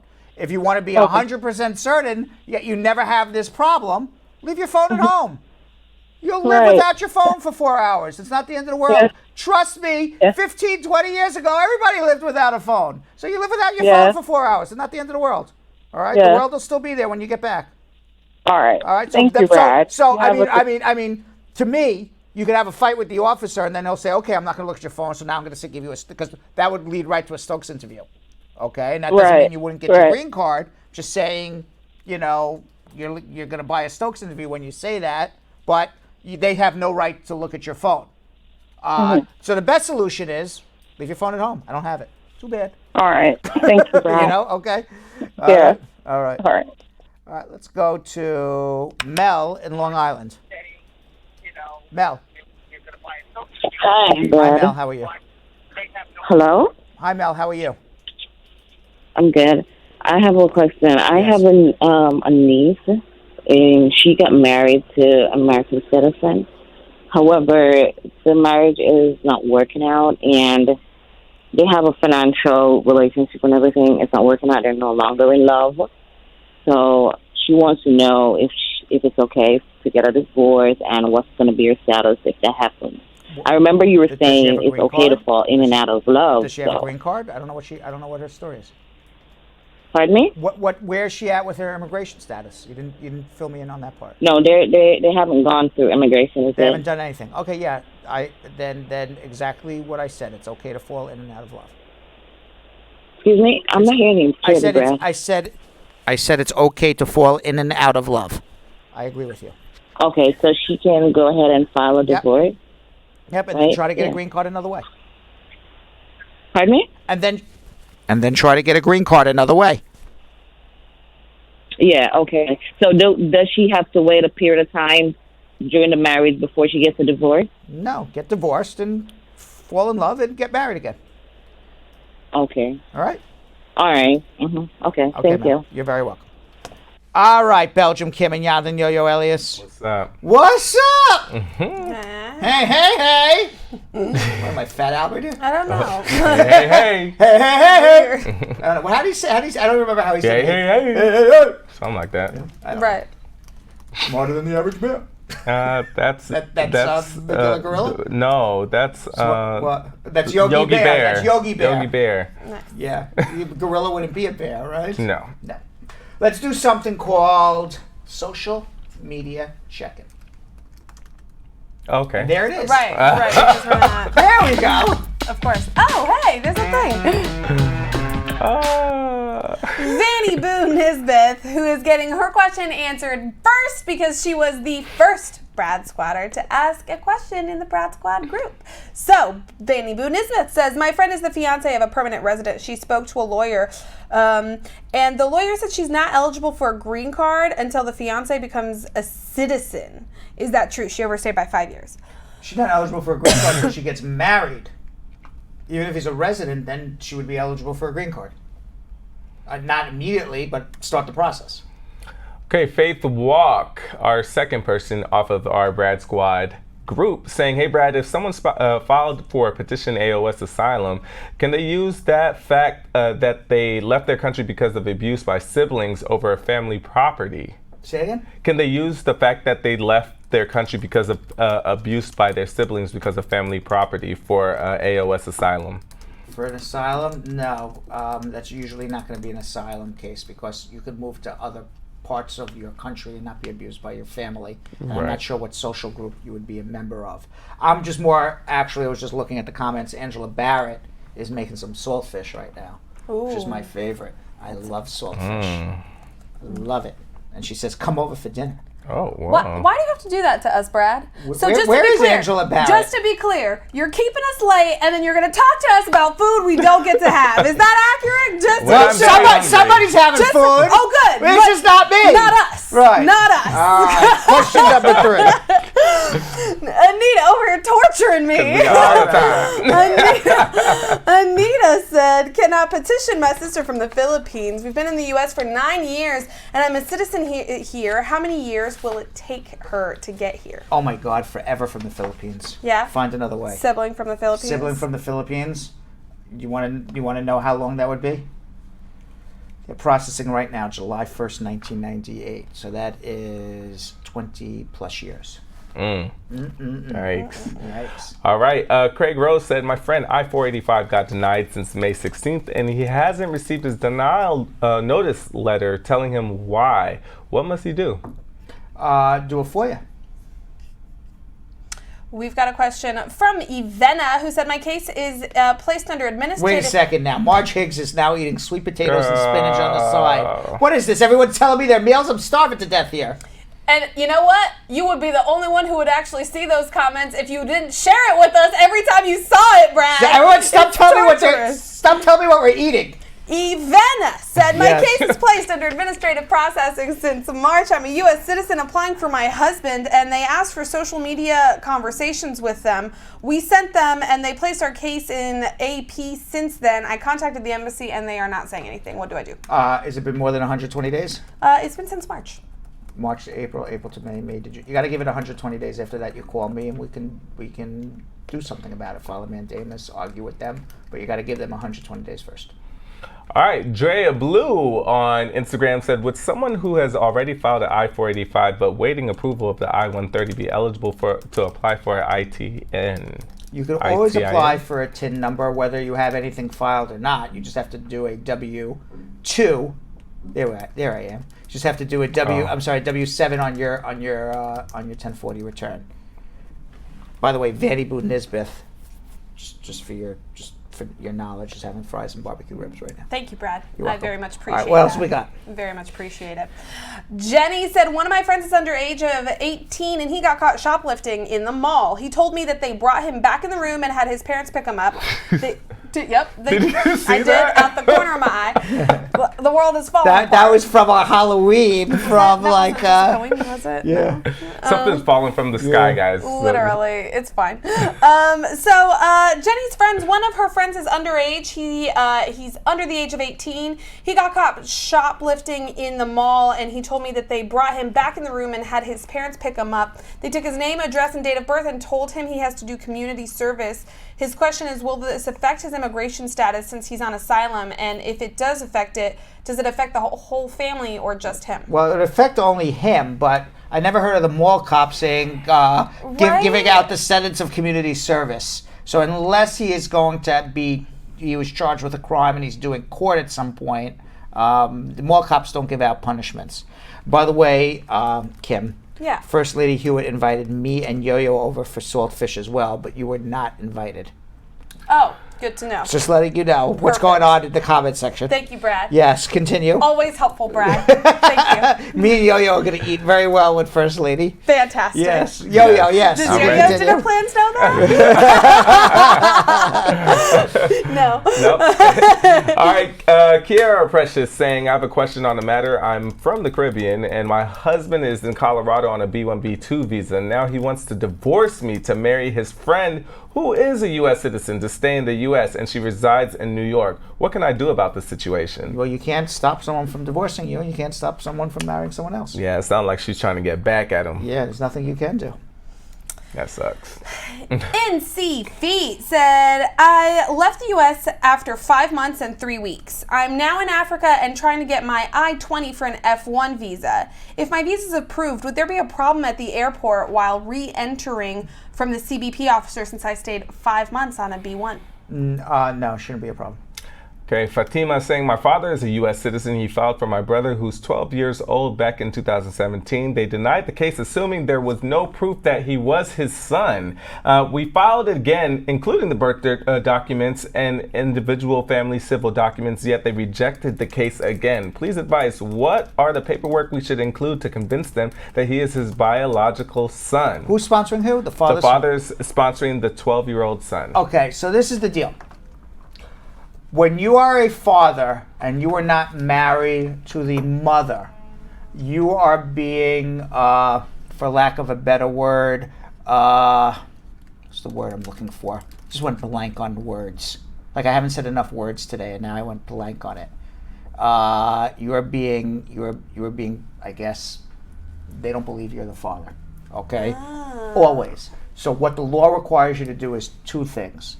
Number 1, you got to prove that you are the biological father. And they never believe that, even if your name's on their birth certificate. So ultimately, you're going to need affidavits from people, school records to say you are the father, and most likely a blood test. You will also have to prove, because this is what the law requires, that you have a relationship with this child. So you're going to have to show pictures of you together with your child. Again, affidavits from people saying you're a good father and in the child's life, and proof that you financially support this child. Those are the things they're going to want to see. Okay. Is the next one on me? Yes. Sorry. I filed, GD said I filed for an I-360, I-765, and the I-485, though I haven't received a receipt from USCIS because I just filed the documents. I'm an F1 student. My wife didn't file for me to get a green card nor a work permit. She refused. And I also filed for divorce, which is pending.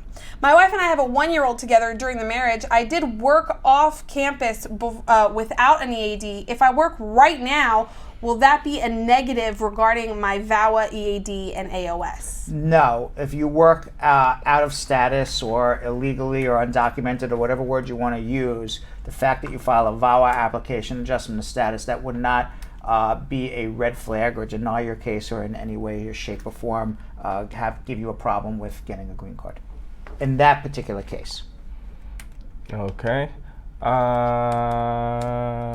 right. Anonymous saying, my husband and I got married and he filed an I know who Anonymous is. Who? I'm not telling. Oh, it's not for us to know. Yeah. My husband and I got married and he filed an I-130 petition on my behalf in June 2019. He lives in Jersey, but the petition was forwarded to California Service Center. He's a lawful permanent resident. He entered the U.S. as an LPR when he was 25 years old and 8 months. He didn't register to selective services because he didn't know how he was supposed to. So now he'll finish 5 years in U.S. in about 4 months. Can he file the N-400 and become a citizen? How old is he? It just says that he entered when he was 25, so he's over. Probably about 30 now. Mm-hmm. Okay. Well, you passed the point of being able to apply for selective service. You have to, he can file for his citizenship in 1 more month. Going to have to get a letter from selective service saying they never notified him to apply for it. He's going to have to sign something saying he never knew anything about it, and he should be able to become a citizen. And how long would that take? About 9-10 months. Okay, and how long will it take to take the California Service Center to process the I-130 petition? It really doesn't matter because if she's here in the United States, then she's just going to wait on his citizenship to adjust. Okay. We've got a question from one of our Instagram viewers who said, if a U.S. visa was canceled after traveling once to the U.S., can it be reinstated, and how long after the cancellation? I doubt it would be reinstated. If it was canceled for a reason, then you got to overcome that reason. And just because time doesn't overcome the reason. So in other words, if it was canceled because you stayed too long, time doesn't cure that. Right. If it was canceled because you made a misrepresentation, as we found out from our caller from Guyana, from a misrepresentation from 1991, time doesn't cure this stuff. So the only thing that cures it is the reason why it was taken away from you. And it was usually taken away from you because you were doing something bad, not something good. So we got to figure that out and then try to how to rehabilitate. All right. We have another one? Okay. Instagram saying, would the U.S. consulate know my mother, which is my petitioner, travel history? She's been living with me in our home country for the past couple of years and plans on moving back to the U.S. 2 months before the interview. As long as you're coming back to join your mother and you're both going to be living here, I think that's going to be okay. If your mother never plans on living back here in the United States, then you got a big problem. Now, you may remember, Belgium, Kim, and Jonathan Yo-Yo Elias, the case of border aid worker Scott Warren. We've talked about this before. He was the guy who was dropping water bottles in the desert. Wow.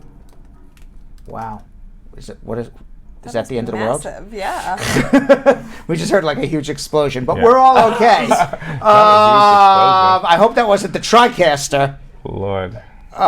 Okay, so he was dropping water in a wildlife refuge in the desert. So the wildlife refuge is U.S. property, and he was dropping water. That's him right here, and he was dropping water to help migrants who were running across the border to drink water so they don't die. And he wasn't standing there in the wild refuge handing water and giving people maps of where to run and how to do it. All he was doing was he was walking in the wild refuge and dropping water bottles, and it was there for anybody to take. Could be taken by an American citizen, by a Border Patrol agent. He's basically Adam Sandler, the water boy. except the U.S. government arrested him and charged him with human smuggling for doing all of this, for giving aid so people don't die in the desert. And he was looking at 20 years in prison. Now, the jury was deadlocked on his criminal case a few months ago, and the U.S. government has now said that they are going to recharge him and retry him on many of those charges. Now, I had the opportunity to interview his friends, Ana Adlerstein and Emily Saunders, who are both human rights advocates who assist migrants once they have reached the U.S.-Mexican border by explaining the asylum process. Now, Ana was recently arrested by Border Patrol at an Arizona port of entry just for observing an immigrant asking for asylum. Emily's partner, Scott Warren, their boyfriend-girlfriend, he is the man who was just charged with these crimes and is facing 20 years in prison for supplying provisions to immigrants in an Arizona Wildlife Refuge. Now, Anna and Emily join me to discuss what they have seen and experienced at the U.S. border. Let's watch. Ana Adlerstein and Emily Saunders are both human rights advocates who assist migrants who have reached the U.S.-Mexican border. Ana is also an independent journalist, and Emily is a psychotherapist. Both have experienced the Trump administration's intimidation campaign against border humanitarians firsthand. Now, Ana was recently arrested by Border Patrol at an Arizona port of entry for observing a migrant asking for asylum. Emily's partner, Scott Warren, just had a felony trial that ended in a mistrial. Scott is a volunteer with No More Deaths and was facing up to 20 years in prison for assisting migrants by giving them food, water, and clothing. On July 2nd, prosecutors will announce whether they will retry his case. Ana and Emily are with me today to discuss what they have seen and gone through at the U.S. southern border. Thank you for joining me today. You both served as advocates for asylum seekers at the Mexican-American border in Arizona. Can you tell me about the area that you've been recently working in and what's going on there? We've been working in the area around Ajo, Arizona. Ajo is a small town about 40 miles north of the closest port of entry into Mexico, which is the Sonoita-Lukeville port of entry. And it's a very, very remote area of the desert where since 1994, migrants and refugees and asylum seekers have been funneled into this most remote region, and then as they arrive to the border, are faced with choices about if and how they want to gain access into the United States. What do you mean by funneled? So the U.S. has been enforcing the border under a policy known as prevention through deterrence since about 1994 under the Clinton administration. Now, if somebody wanted to go to that border crossing and apply for asylum, what would happen today? Well, every day is a new day. I can tell you what should happen, and I can tell you what has been happening. They should be able to present their asylum claim and share with the officers there that they have fear of returning to their country and be processed for asylum. What has in fact been happening is we've been seeing people being turned away, oftentimes with physical violence, or given all kinds of excuses as to why they can't present. I'm yet to hear any accounts of anyone who's just walked up to the port of entry and been able to present for asylum simply. What kind of violence have you seen if somebody presents themselves for asylum at a border crossing? People being physically shoved out of the port, oftentimes shoved and told that they can't apply for asylum there, so shoved and turned away. I think the most extreme example of violence that Emily and I have witnessed was where a group of 8 kids and 8 adults were rushed at by officers with guns, pushed to the ground. Children were torn out of parents' arms. We actually witnessed one CPD agent have a toddler in their hands and sprint at the gate and close the gate to stop traffic. When you witnessed this particular incident, were the migrants doing anything, something that would threaten somebody or make somebody scared? So this is a family, 8 adults, many of them holding toddlers, walked straight into the port of entry through the vehicle pathway, which is the only way for a pedestrian to enter, and appeared to be somewhat confused about where to go next and trying to assert their reason for being present, continue to walk forward, into where the vehicles normally would cross through. For them to enter through the pedestrian entry, which is what CBP may have wanted to see, they would have had to walk towards CBP agents that were rushing them and yelling at them. There was nothing this family did that was illegal or wrong in any way. So in essence, they were confused where they were walking. And what you're saying is that the force that was used against them, ripping babies out of their hand, throwing them on the ground, tasers to their head, was not proportional to, I'm walking in the wrong direction to apply for asylum. It appeared to me as an observer that the CBP agents were confused, shocked, overwhelmed, and very afraid for reasons that I didn't understand. What does the typical person understand the asylum process to be? I think that really varies. We see groups who come with manila folders full of evidence that they've gathered from their home country, who have studied asylum law and really understand what it is that they're getting into. And we see other folks who assume that the only way to cross the border is on foot without any legal support. But when you start talking about asylum, they immediately share that, oh, well, they're fleeing for their lives because of their political beliefs. And so in that instance, having information about groups that would qualify you to apply for asylum can be really helpful. This migrant shelter, migrants who need help and assistance, this is on the Mexican side of the border, or they've already made it into America and they don't know where to go? The shelter is in Sonoita, so on the Mexican side of the border. Quite a journey to get there.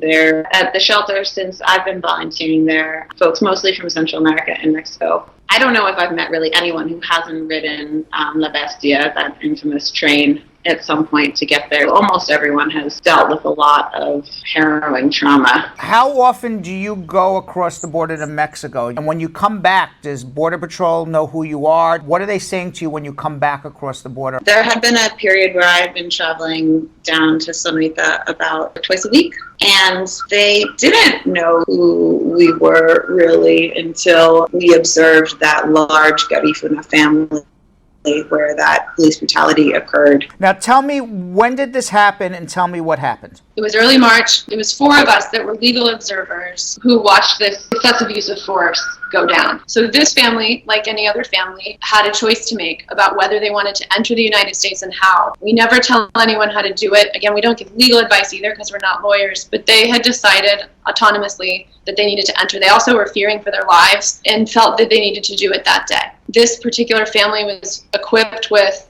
the paperwork needed to be able to show to authorities their relationships to each other as family members, etc., and they were ready to present. And so what we did was stand about 10 to 20 feet behind them as they walked slowly into the port of entry. And that's when the situation unfolded that we told you about. After about 5 minutes of watching this brutal use of force, we were told we needed to either step back into Mexico or enter through the United States. They closed the port of entry. We appealed to the CBP agents to show compassion, which may have further escalated the unfolding. And later that day, re-entered the United States to go home. Did anybody ever tell you you're under arrest for smuggling? Not that day. But that was the first day we were pulled into secondary. Yeah. Now, there was a point when you're doing all of this that I understand you got arrested. Tell me about what happened. I was accompanying an individual whose attorney has asked that I not share any details about them, and I'll call them Renee. And this individual had, a few days prior, tried to present for asylum, and as we described, is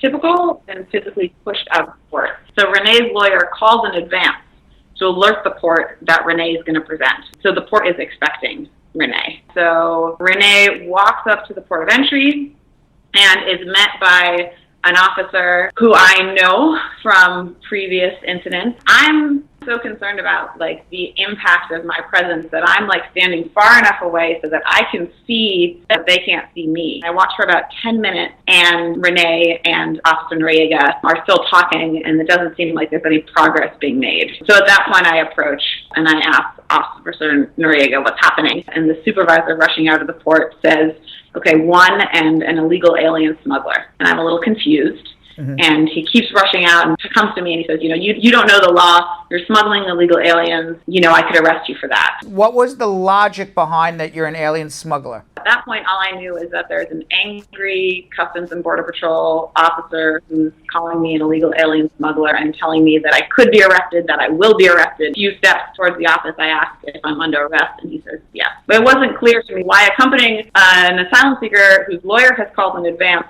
to a port of entry, why that was considered illegal alien smuggling. Did you get put handcuffs? Were you put in a jail cell? I was put in a jail cell. As we're walking into the port of entry, since this intimidation that Emily described to you with the Garifuna family, we've since been in touch with the ACLU. Both of us carry a letter from the ACLU every time we cross through the port that essentially says our client won't answer questions beyond to assert their citizenship. At this point, I hand the supervisor my letter from the ACLU and I say, I'm going to plead the fifth and I would like to speak to a lawyer. And the supervisor takes my letter, and at this point we're inside the office, and he throws it on the desk and he says, you can tell your lawyer to come down here and we'll arrest him too.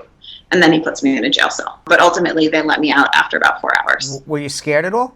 Yeah, I was scared. I mean, they wouldn't let me speak to a lawyer. I demanded to speak to a lawyer over 10 times, and they would not allow that. They said that they wouldn't let me speak with a lawyer until there were charges, that there weren't charges, but there was an ongoing investigation, and that I was being accused of Statute 1324. I was definitely scared. Have you had to go to court? What's happened since?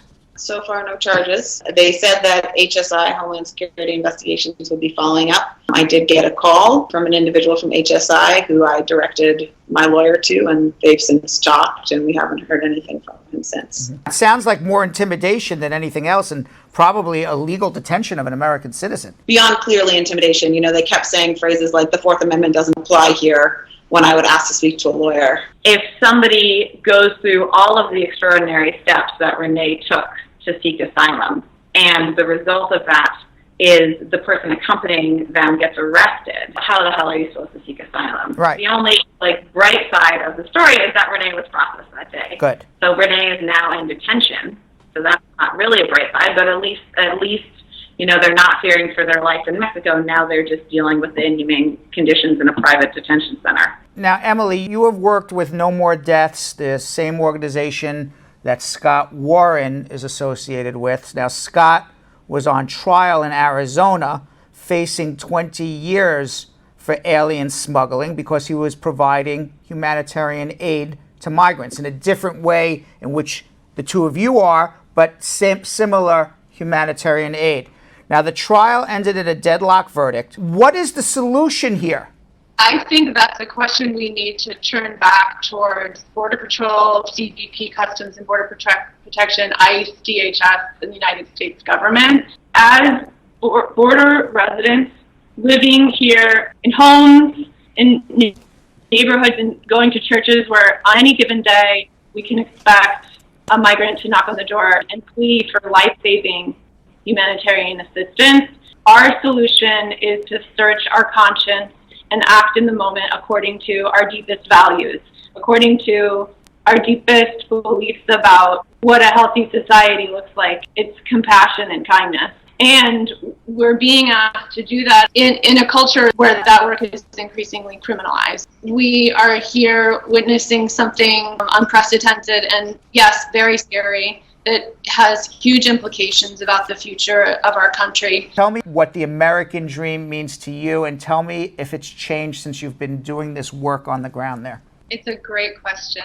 I think that my understanding of the American dream is that we're creating something together that has to do with mutual support and healing across a lot of generational trauma, and that we have to do it interdependently. And Anna, what do you think? Even though I've done other advocacy work, I've seen lots of abuses of power, but I think something about having grown up white in Maine, I have a lot of assumptions that I'm reckoning with around the state. To be sitting in that jail cell and going over the events in my head again and again. So I think being at the border and living just a thimbleful of the amount of corruption and injustice that I think a lot of folks in this country who aren't afforded being born into documents and, white skin and a comfortable upbringing, I think I really just started to glimpse what that might feel like. People just need basic human rights. When you see what goes on at the border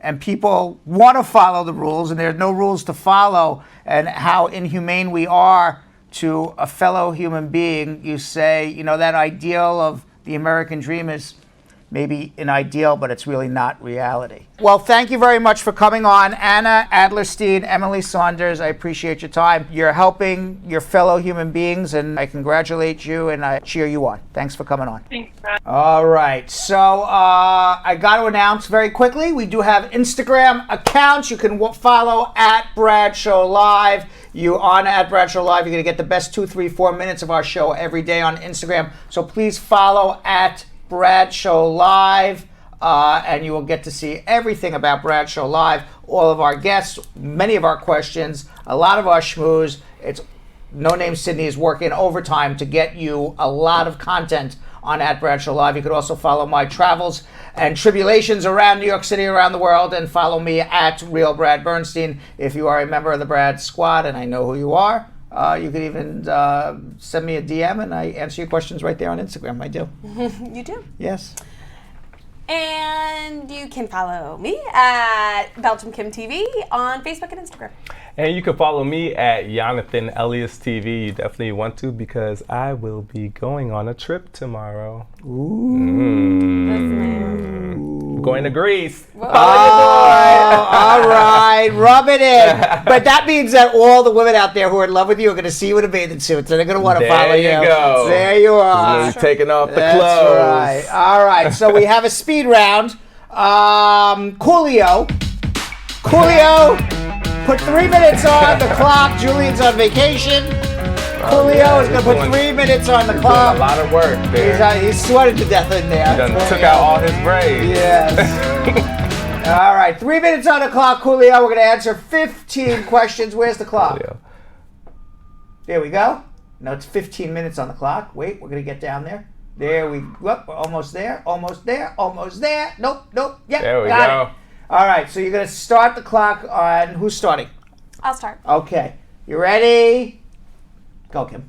Anna Kay said, my friend was filed for by her stepmom, who's married to her dad when she came at the age of 16. When she was given a green card, she wants to know if she's a citizen. Not through your stepdad. Shanique wants to know, can someone get medical asylum? Medical asylum? I don't know what medical asylum means. Vashon said, my cousin filed for his adjustment of status 10 months ago and he's still waiting if it has been confirmed. However, his marriage is in a downfall and his in-laws are meddling. He has considered a divorce as the wife is refusing counseling. Would it affect him if he divorces her before the adjustment is confirmed? Yes, because he won't get his green card. Diana Moore said, a friend of mine got arrested for drugs. He told the judge it was personal use, and he went back to New York and got in a fight, and he was deported because he had violations. It violated his probation. Can he come back to America? It's been over 17 years. No, because he most probably violated probation of a felony, and he has a drug offense also, so that makes him an aggravated felon. Audie Gale said, I recently went to America on a B2 visa and I was doing my laundry and forgot that my passport was in a pocket and it got damaged in the washer.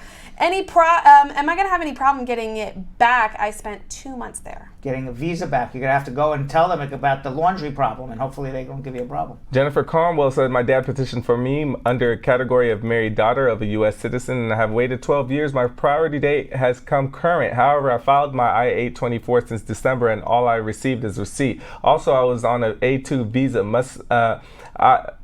Me and my family, can we leave the U.S. to get our green card? Why do you have to leave the U.S.? Why don't you adjust your status here? Next, Kim. Jeanette said, I filed an I-130 for my spouse. I'm a citizen in March. He's in Haiti. When would I receive the approval? About 12 months from when you filed. Jessica Leamy says, can VAWA be approved in a month? Asking for myself. No. GT said, I'm under an EB3 in India and I got my EAD card based on a date of filing. The priority date was October of 2019. Yesterday, I mentioned about filing my H-1B extension as a backup. And Brad mentioned no unless it's a shaky marriage. What did you mean? Well, I assume he was adjusting his status through marriage. And if you're getting your green card through marriage, you don't need to get an H-1B extension. Right. Unless, of course, you're in a shaky marriage. Marriage ain't going to work out. Now, if it's an adjustment based on employment, different story. Come back to us another day on that. Okay. You was real slow on that. Larry King, Go, go. I'm a U.S. citizen. Just want to know if I file for my younger brother who is 21 years old living in Africa. Want to know how long it will take for him to get here. 14 years. Nanette said I was arrested for false information, but the court dismissed it and convicted me with disorderly conduct misdemeanor for noise making. I served 1 year and just got done. Am I good to file for citizenship? No, you can't. And we're going to blow up now. That's it. Woo! We're going to blow got it. up. We got it. We got it. Don't blow up! Oh, you blew us up! Why would you say that? We were done! I didn't know we were done. And you were so good. And we blew us got up. That. We got that. We got that. Sorry, y'all. Blown up for nothing. The bomb didn't stop soon enough. It was like MacGyver. When the MacGyver stops the bomb in 2 seconds, he's not supposed to blow up. Right. We were not supposed to blow up. This whole thing is a mess. A mess. A mess. By the way, for the gentleman who's in India, if it's an employment base, then you should extend your H-1B. Yeah. Okay. All right. Okay. All right. Get on? Comments of the day after I got blown up.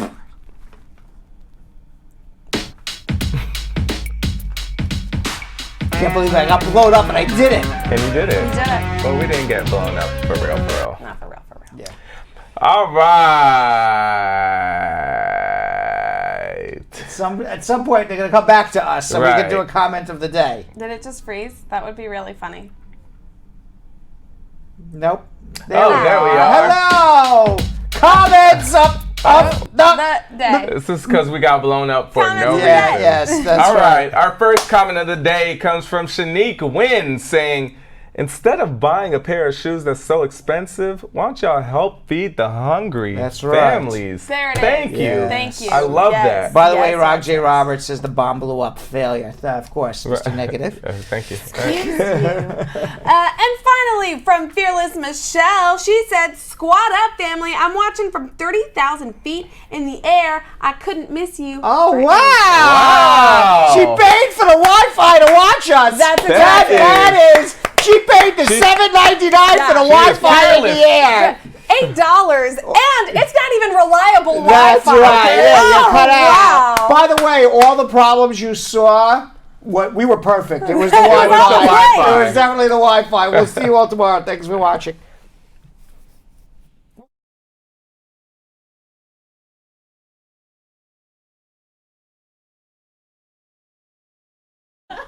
Do. There we go. Prior successful results don't guarantee a similar.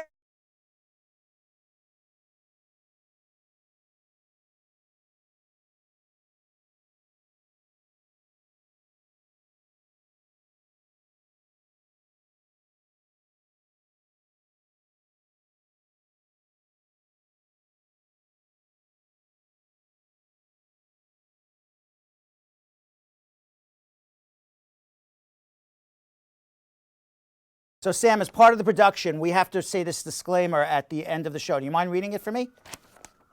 Okay, but you know, Brad, I have to do everything around here. It's bad enough I've got to remember everything that happened on the episode from the previous day.